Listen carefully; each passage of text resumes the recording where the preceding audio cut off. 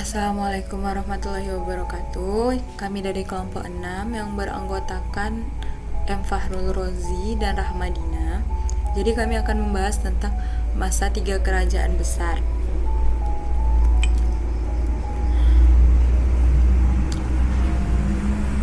Jadi kenapa disebut dengan 3 kerajaan besar?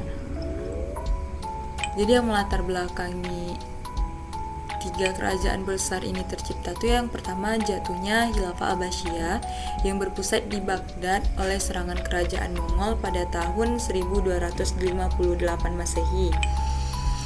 Lalu yang selanjutnya itu kehancuran Abbasiyah mengakibatkan kaum muslim ini terpecah ke dalam negara-negara kecil. Selanjutnya tuh pada awal ke-13 Masehi itu jadi keadaan peta politik dunia Islam tuh relatif mengalami kemajuan kembali setelah munculnya 3 kekuatan besar tadi. Ya, walaupun pada masa yang sama ketiganya ini berada pada kondisi sosioekonomi yang berbeda dan pengaruh warisan pengembangan intelektual yang berbeda bagi dunia Islam. Jadi pada menu kajian, jadi pembahasan kami pada masa 3 kerajaan besar ini yang pertama kerajaan Utsmani, lalu ada kerajaan Syafawi, lalu ada kerajaan Mughal, dan perbedaan masa 3 kerajaan besar dengan masa klasik. Yang pertama tuh kerajaan Utsmani.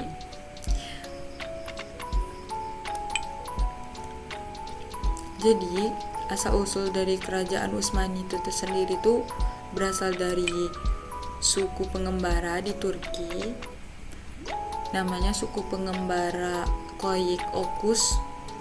Itu dipimpin oleh Sulaiman Shah. Mereka tuh mendiami daerah Mongol dan daerah utara Cina.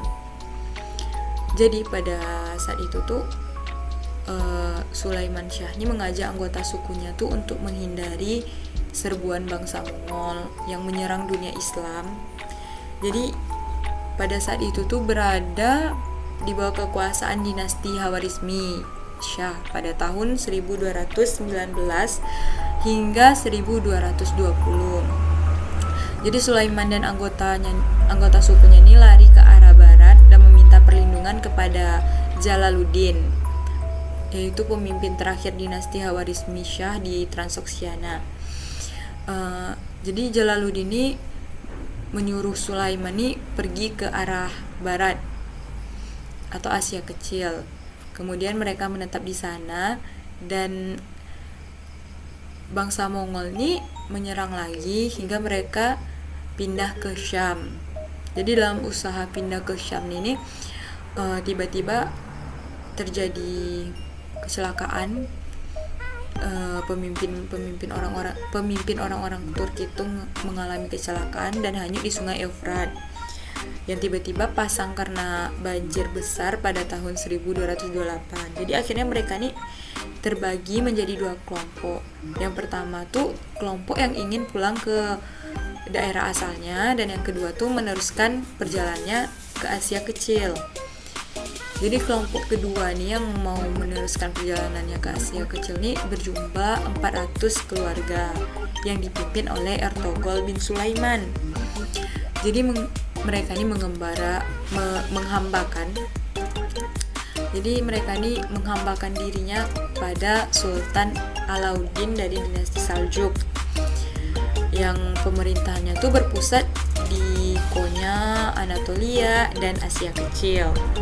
Jadi ketika dinasti Saljuk ini berperang melawan Romawi Timur atau Bizantium, jadi Ertogol ini membantunya sehingga dinasti Saljuk tuh mengalami kemenangan.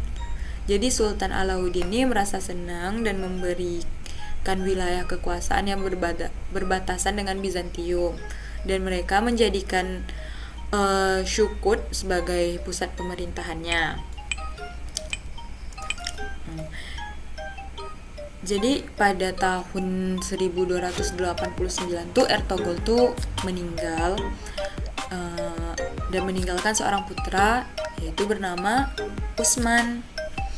Dari nama Utsman ini tadilah muncul dinasti Utsmani ini. Jadi Utsman ini tuh dianggap sebagai pendiri dinasti Utsmani karena ayahnya banyak berjasa kepada Sultan Alauddin dengan keberhasilannya yang menaklukkan benteng-benteng Bizantium. Pada tahun 1300 tuh bangsa Mongol ini menyerang dinasti Saljuk dan Sultan Alauddin terbunuh. Jadi dinasti Saljuk ini pun terpecah menjadi beberapa kerajaan kecil. Jadi pada saat itu tuh Utsman tuh menyatakan kemerdekaan dan berkuasa penuh atas daerah-daerah yang didudukinya. Jadi sejak saat itulah dinasti Utsmani ini dinyatakan berdiri dan penguasa pertamanya adalah Utsman bin Ertogol atau disebut juga dengan Utsman I. Lalu perluasan wilayah yang terjadi pada kerajaan Utsmani ini, yang pertama Utsman tuh menyerang perbatasan Bizantium, menaklukkan kota Broesa. Lalu Orkani, anaknya Utsman, menaklukkan Asia Kecil atau Izmi, San Ankara dan Gallipoli. Yang kedua tuh pada masa pemerintahan Murad I, dia menaklukkan Adrianople, Macedonia, Sofia, Saloia, dan seluruh wilayah utara Yunani. Lalu pada masa Murad II, mereka bisa menaklukkan Venesia, Salonika, dan Hongaria. Dan terakhir pada Muhammad II atau Al-Fatih ini menaklukkan kota penting yaitu Konstantinopel pada tahun 1453. Jadi ibu kota Romawi Timur tuh yang namanya diubah menjadi Istanbul saat ini. Selanjutnya yaitu faktor penyebab kesuksesan dari dinasti Utsmani ini, yaitu kemampuan mereka dalam strategi perang, bercita-cita memperoleh ghanimah, dan ingin maju dan tak pernah diam serta sederhana. Lalu semangat jihad dan ingin mengembangkan Islam. Letak Istanbul yang strategis sebagai ibu kota kerajaan. Dan kondisi kerajaan-kerajaan di sekitarnya sudah kacau. Lalu hasil peradabannya itu yaitu di bidang militer dan pemerintah, di bidang ilmu pengetahuan dan budaya, dan juga di bidang keagamaan. Lalu di bidang kemiliteran itu tuh, militer dan pemerintah itu ada terbentuknya pasukan Inkisyariah dan kelompok militer Taujiyah. Lalu terbentuknya penguasa tertinggi, perdana menteri, dan bupati. Lalu pada bidang ilmu pengetahuan dan budaya tuh terdapat pengembangan seni arsitektur Islam dan terbentuknya sistem pendidikan madrasah yang tersebar luas. Lalu di bidang keagamaan jadi para ulama berperan penting di bidang pemerintahan dan politik serta perluasan wilayah kekuasaan Islam di benua Eropa dan berkembangnya tarekat Islam. Jadi dinasti Utsmani ini mundurnya pada masa kemundurannya itu pada saat memasuki abad ke-17 Masehi setelah Raja Sulaiman Al-Qanuni wafat. Jadi Turki itu tidak mempunyai pemimpin yang kuat sehingga terjadi pemberontakan dan kekalahan dalam peperangan serta terjadinya konflik di dalam istana yang saling memperebutkan kekuasaan. Jadi pada tahun 1924 kekhalifahan Turki Utsmani dihapuskan dari kancah sejarah dunia. Jadi yang kedua itu kerajaan Safawi. Jadi asal-usul dari kerajaan Safawiyah ini yaitu dinasti Safawiyah yang ada di Persia ini berdiri sejak tahun 1503 hingga 1722 Masehi. Jadi dinasti Safawiyah ini berasal dari tarekat beraliran Syiah yang taat. Jadi tarekat ini bernama tarekat Safawiyah. Sampai tarekat ini menjadi gerakan politik.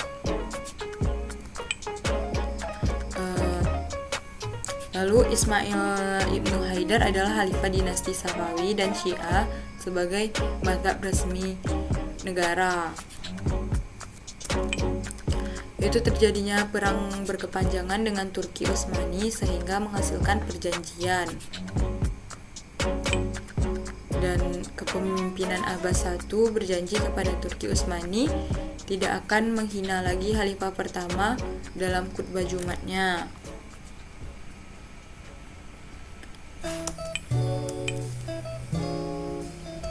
Selanjutnya yaitu kemajuan dan perluasan wilayah. Jadi kemajuan dan perluasan wilayah yang terjadi di kerajaan Syafawinya itu terbentuknya pasukan Baret Merah atau sering disebut dengan pasukan Kizilbash. Dan dalam waktu 10 tahun wilayah kekuasaan sudah meliputi seluruh Persia dan bagian timur bulan sabit subur atau disebut juga dengan Fertile Crescent. Jadi menaklukkan sisa-sisa kekuasaan Akkoyunlu di Hamadan pada tahun 1503 Masehi dan menguasai provinsi Kaspia di Mazandaran, Gurgan dan Yazd pada tahun 1505 hingga 1507, Baghdad dan daerah barat daya Persia itu pada tahun 1508 Masehi, lalu Sirwan pada tahun 1509 Masehi dan Khurasan 1510 Masehi. Jadi hasil peradaban yang diperolehnya itu ada di bidang ekonomi, bidang ilmu pengetahuan, dan bidang pembangunan fisik dan seni. Jadi pada bidang ekonomi itu ada perkembangan perekonomian meningkat setelah kepulauan Hormuz dikuasai oleh jadi bidang ekonomi itu perkembangannya perekonomian itu meningkat setelah kepulauan Hormuz dikuasai dan kemajuan di bidang perdagangan dan pertanian tidak kalah meningkat pesat. Lalu di bidang ilmu pengetahuan yaitu bangsa Persia dan bangsa Persia ini adalah bangsa yang berperadaban tinggi sehingga ilmu pengetahuan itu terus dikembangkan sehingga banyak filsuf terkenal di Persia. Lalu ada bidang pembangunan fisik dan seni yaitu dibangunnya Isfahan sebagai ibu kota kerajaan yang dirancang menjadi tempat yang menarik serta kemajuan seni arsitekturnya. Lalu yang penyebab kemunduran dari kerajaan Syafawiyah ini yaitu yang pertama, Sulaiman tuh melakukan penindasan terhadap ulama Sunni dan memaksa ajaran Syiah kepada mereka. Begitupun setelah digantikan oleh Sultan Hussein, penindasan semakin parah. Lalu karena penindasan tersebut tuh Safawi diserang Turki Utsmani dan Rusia. Saat itu Safawi itu dipimpin oleh Nadir Shah yang memadukan Sunni Syiah untuk mendapatkan dukungan dari Turki Utsmani dan Afgan. Akhirnya dinasti Safawi ini ditaklukkan oleh dinasti Khazar. Lalu selanjutnya akan dijelaskan oleh teman saya, Fahrul Rozi. Assalamualaikum warahmatullahi wabarakatuh. Baiklah, terima kasih pada saudari Ramadina. Jelaskan bagian saya akan menjelaskan bagian kerajaan Mughal. Pada kerajaan Mughal ini saya akan menjelaskan bagian asal-usul, perluasan wilayah, hasil peradaban, dan kemundurannya. Langsung saja masuk ke asal-usulnya. Kerajaan ini didirikan oleh Zahirul Babur pada tahun 1526 sampai 1530. Sistem hidupnya keturunan Timur Leng dan Genghis Khan. Kerajaan ini diteruskan turun-temurun oleh Humayun, Sultan Akbar Shah, Jahangir, Shah Jahan, dan Aurangzeb. Berkuasa pada tahun 1526 sampai 1707. Pada abad 17, kerajaan ini memiliki sultan yang besar dan terkenal yakni Akbar, Jahangir Shah, Jahan, dan Aurangzeb. Perluasan wilayah. Perluasan wilayah banyak terjadi pada masa kekuasaan Akbar Khan. Daerah yang berhasil ditaklukkan adalah Chuhangar, Sundar, Khan, Kashmir, Bihar, Gujarat, Orissa, Deccan, Kawilganj, Nagar, dan Aksar. Pada kekuasaannya Hingir dan Shah Jahan tidak ada ekspansi karena banyak pemberontakan dan perselisihan dalam keluarga sendiri. Di akhir kekuasaan Aurangzeb, ia berhasil menguasai Deccan, Bangla, dan Oudh. Selanjutnya itu hasil peradaban pada bidang pemerintahan. Daerah yang berhasil ditaklukkan itu Jumdar dan Kashmir, Bihar, Gujarat, dan Orissa, Deccan yang tadi saya jelaskan. Kemudian bidang ekonomi itu Mughal mengekspor ke Eropa seperti rempah-rempah, gula, garam, wal, parfum, dan aneka produk lainnya. Di bidang seni itu memiliki seni hasil seninya berupa bangunan yang estetiknya bagus seperti Taj Mahal, Red Fort atau Benteng Merah, dan Masjid Ami. Pada bidang ilmu pengetahuan memiliki prestasi yang bagus juga seperti pada tahun 1641 Masehi,